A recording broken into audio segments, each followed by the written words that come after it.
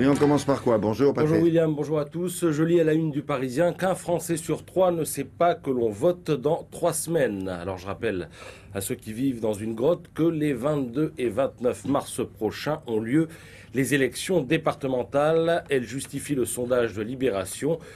Question, quels partis politiques comprennent le mieux les gens? Résultat, le FN arrive largement en tête, 24% contre 19 à l'UMP et 14 au PS. Il ne faut pas chercher plus loin.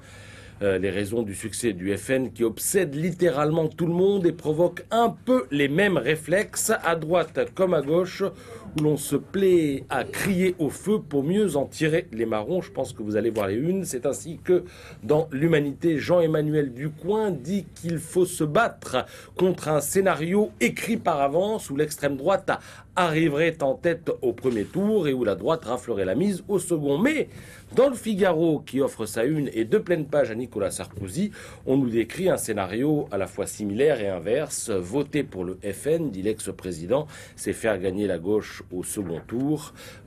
C'est donc le FNPS, conclut Sarko, qui reprend ainsi une formule de Marine Le Pen sur l'UMPS. En fait, la seule chose dont on soit à peu près sûr, c'est qu'avant fin mars, on verra, comme à la une de Libé, dès 21 avril partout, mais on ne sait pas trop dans quel sens, même si la droite peut espérer rafler une quarantaine de départements au cours de cette élection. Alors dans le Parisien, toute autre chose, on découvre le mur des voleurs. De quoi s'agit-il? Eh bien, il s'agit de photos de clients soupçonnés d'avoir volé des produits dans les rayons d'un magasin. Ils sont installés bien en vue à l'entrée du magasin Carrefour de la rue de Vaugirard. Ce sont des flagrants. Alors, ce sont des gens qui ont été pris en photo en train de chaparder des choses. Ensuite, on met leurs photos. Alors, la photo, plus il y a marqué vol de déodorant, plus chocolat en 2014. Alors évidemment, ça crée un petit peu la polémique. C'est dans un carrefour du 15e arrondissement, rue de Vaugirard, à Paris. Un client dit, mais qu'est-ce qui nous dit qu'ils ont vraiment volé? Ce n'est pas au magasin de faire la police. On voit assez rarement d'ailleurs la police courir derrière un voleur de tablettes de chocolat. Mais bon, ce client a raison et moi j'encourage donc les voleurs qui ne sont pas des voleurs à porter plainte. Ils obtiendront peut-être gain de cause, sauf si évidemment la vidéo les montre en train de voler. Toutes ces personnes se sont plaintes? Non, oui, non, évidemment, elles ont disparu. Elles pourraient porter plainte, parce que le procédé est illégal. C'est-à-dire que ce procédé soulève plusieurs questions qui sont liées au droit à l'image et à la diffamation.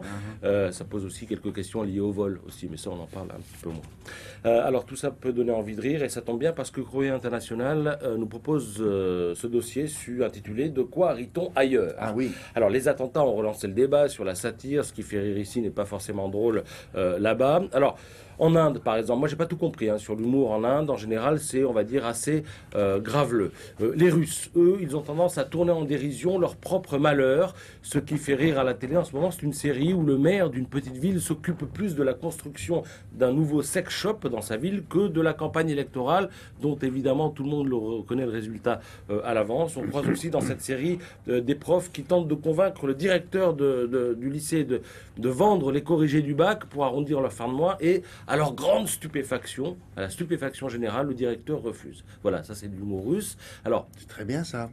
Ça fera l'objet d'une séquence C'est un monde dans Télématin, un de ces prochains. Chose qui fait rire. De quoi, oui. Dans les pays, bien sûr. Oui.